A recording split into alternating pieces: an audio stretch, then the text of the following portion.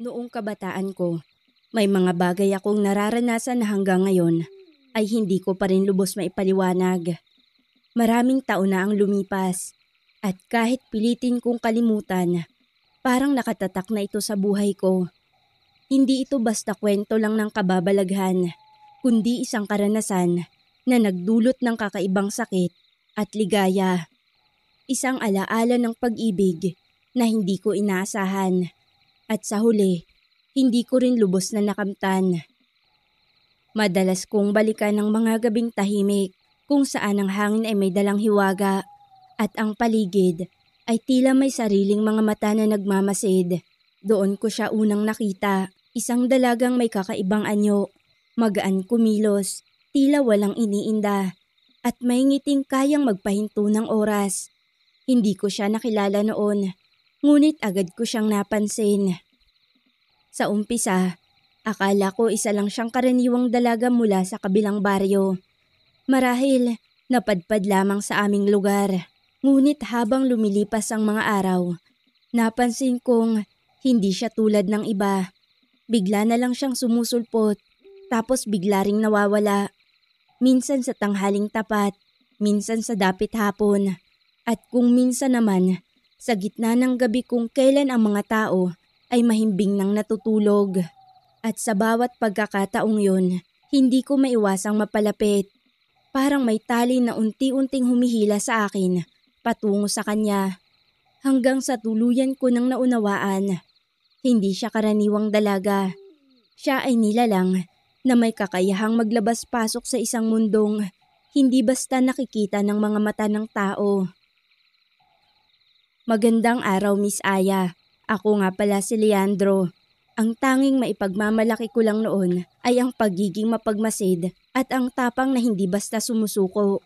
Pero kahit ang tapang ko, muntik nang mabuwal nang makilala ko siya.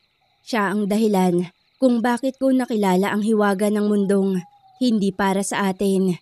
Siya rin ang dahilan kung bakit ko natutunang masaktan nang higit pa sa inaasahan ko. Lumaki ako sa isang payak na pamumuhay. Ang tahanan namin ay yari sa kahoy, may bubong na pawid at nakatayo sa gilid ng malawak na bukirin. Araw-araw, pagdilat pa lang ng mga mata ko, ang una kong maririnig ay huni ng mga ibon at kaluskos ng mga dahon na nilalaro ng hangin. Ang paligid namin ay tahimik, maliban na lang kung may alingaw ng kuliglig sa gabi o ang tawanan ng mga kababata kong naglalaro sa tabing ilog. Hindi kami mayaman. Sa katunayan, ang kabuhayan namin ay nakasandalang sa maliit naming sakahan. Bata pa lang ako, sanay na ako sa hirap ng pagtatanim at paggapas ng palay. Kung minsan, sumasama ako sa tatay ko sa bundok para mamutol ng kahoy o mangahoy ng panggatong. Doon ko unang natutunan kung gaano kabigat ang mabuhay na wala kang inaasahang biyaya, kundi ang pawis ng sarili mong katawan. Pero kahit ganun, masaya pa rin ang kabataan ko. Simple lang ang kaligayahan namin noon. Sapat na ang makaligo sa malamig na ilog tuwing tanghali, manghuli ng ulam sa may batuhan, o kaya na may humabol ng labuyo sa damuhan.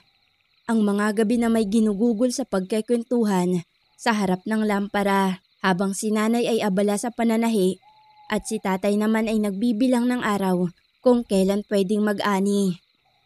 Kung tatanungin ako, hindi ko kailanman inisip na may kulang sa buhay ko. Oo, minsan, naiinggit din ako sa mga batang mas maayos ang tirahan o may kaya ang magulang. Pero natuto akong tanggapin kung ano ang meron kami. Ang mahalaga, buo ang pamilya ko at may mga kaibigan akong laging kasama. Ang hindi ko lang inaasahan, sa gitna ng ganong kasimpleng buhay, may darating palang pagbabago na hindi ko lubos maisasalarawan. Isang bagay na hindi ko hinanap, ngunit kusa na lang sumulpot. At simula noon, hindi na naging katulad ng dati ang mga araw ko. Isang dapit hapon yun, kasagsagan ng pag-ani. Galing ako noon sa bukid, pawisan, bit-bit ang ilang supot ng bagong giling na palay. Habang pauwi ako, napansin ko ang isang figura sa may gilid ng kakahuyan. Hindi karaniwan ang suot niya, puting bestida na mahaba na tila hindi bagay sa alikabok at putik ng paligid. Una kong naisip, baka naligaw lang na dalaga mula sa kabilang baryo. Pero nang mas tumingin ako, napansin kong may kakaiba. Para bang kumikinang siya sa liwanag ng papalubog na araw. Hindi ko alam kung guni-guni lang o dahil sa pagod ko, pero hindi ko maalis ang tingin ko sa kanya. Naglakad siya na parang hindi tinatamaan ng alikabok, parang hindi humahalik ang kanyang mga paa sa lupa. Nang mapansin niyang nakatitig ako, ngumiti siya, ngiting hindi ko malilimutan. Hindi ko alam kung ano ang nagtulak sa akin, pero nilapitan ko siya. Miss, naliligaw ka ba? Bihira akong makakita ng bagong mukha rito. Tanong ko sa dalaga. Hindi ako naliligaw.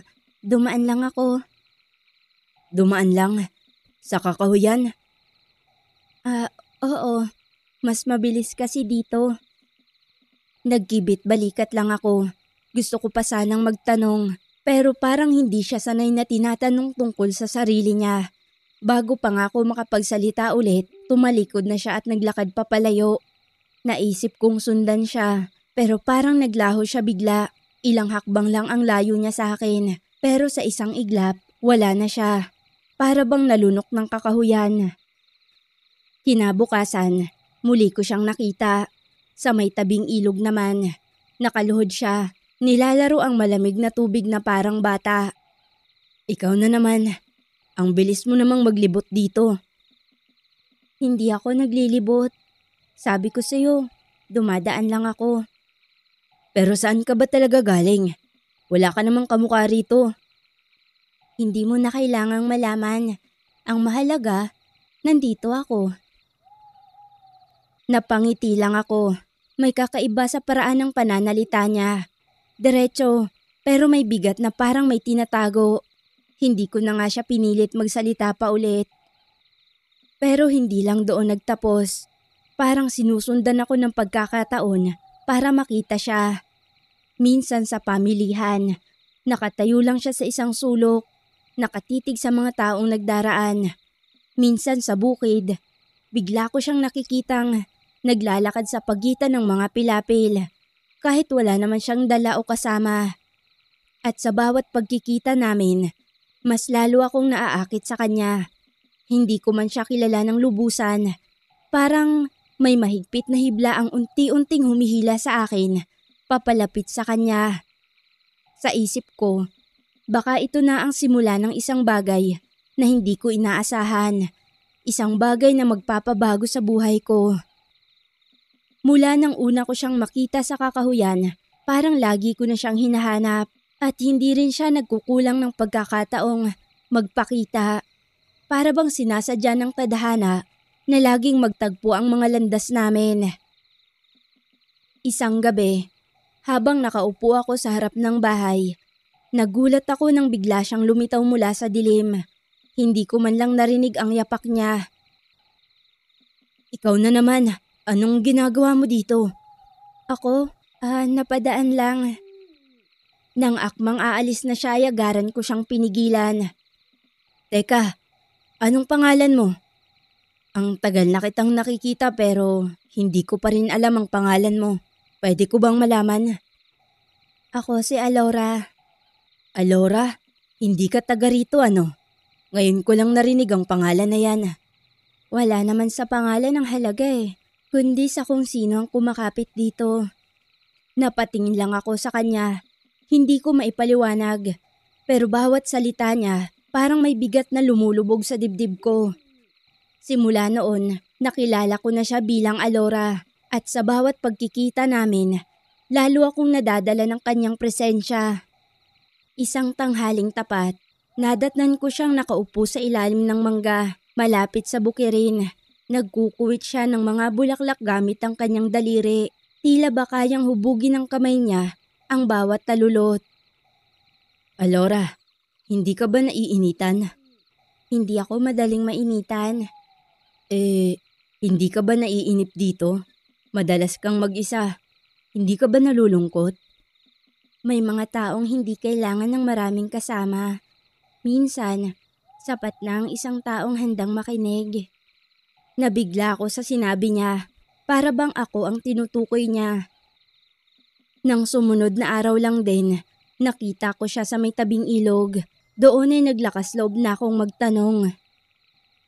Bakit ba palaging bigla ka na lang nawawala, Alora? Kapag sinusundan kita, parang naglalaho ka na lang. May mga lugar na hindi para sa lahat, Leandro. At hindi lahat ng mata ay kayang makakita. Anong ibig mong sabihin? Huwag mo na munang alamin. Habang sinasabi niya yon, naramdaman kong mas lalo akong nadadala sa kanya. Hindi ko alam kung dahil sa hiwaga niya o dahil sa lambing ng boses niya na parang musika sa tenga. At mula noon, hindi na ako nakatiis. Hinahanap-hanap ko na siya. Kapag hindi siya nagpapakita, nagiging balisa ako. Kapag nariyan siya, parang nakukumpleto ang araw ko. Unti-unti, natanto kong nahuhulog na ako sa kanya. Sa isang dalagang tila hindi ko lubos na maintindihan, ngunit unti-unti nang inaangkin ang puso ko. Habang lumilipas ang mga araw, mas lalo akong nahuhulog kay Alora. Hindi ko na alintana kung saan siya nanggagaling o kung bakit bigla na lang siyang lumilitaw. Ang mahalaga sa akin, nandyan siya at ako ang madalas niyang nilalapitan. Pero hindi pala lahat ay nakakalusot sa mga mata ng iba. Isang hapon, habang nag-aayos ako ng mga palay sa harap ng bahay, biglang dumaan si Mang Ilyo, ang matandang albularyo sa aming baryo. Sanay naman na akong makita siya. Madalas siyang naglalakad bitbit ang kanyang sako ng mga dahon, ugat at kung ano-ano pang mga halamang gamot. Pero nang hapong iyon, kakaiba. Napahinto siya sa tapat ko at matamang tumingin sa akin. Para bang may nakita siyang hindi ko nakikita sa sarili ko. Iho, napapansin kong nag-iba ang kilos mo nitong mga nakaraang linggo. Para kang laging wala sa sarili. Siguro po napapagod lang. Madami kasing gawain sa bukid.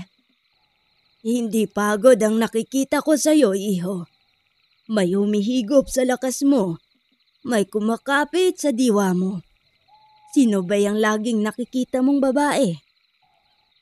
Bigla akong kinabahan. Paano niya nalaman? Hindi ko pa nasasabi kahit kanino ang tungkol kay Alora. Babae po? Wala naman ho. Huwag ka nang magsinungaling, iho. Ang mga mata ko'y sanay na sa ganitong bagay. Ang kasama mo ay hindi karaniwang nilalang. Isa siya sa mga lumalabas pasok sa biringan. Nanlamig ako. Para bang biglang sumikip ang dibdib ko. Ano pong ibig niyong sabihin, Mang Ilyo? Hindi siya masama. Hindi naman niya ako ginagalaw. Hindi mo pa nakikita ang tunay na anyo niya. Ngayon, mukha siyang dalaga. Magaan. Kaakit-akit. Pero tandaan mo, hindi sila makikipag-ugnay sa tao ng walang kapalit. Kapag pinili mong manatili sa kanya, malaki ang kapahamakan na haharapin mo. Baka hindi ka na makabalik sa mundong ito. Napayuko ako, hindi nakapagsalita. Totoo nga, alam kong may kakaiba kay Alora, pero hindi ko magawang iwasan siya. Pero, mahal ko na siya, Mang Ilyo. Ang pagmamahal ay maaaring maging tanikala, iho.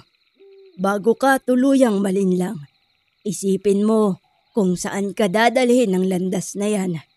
Baka sa huli, wala nang makakakilala sa'yo, ni sarili mo. Iniwan niya akong tulala.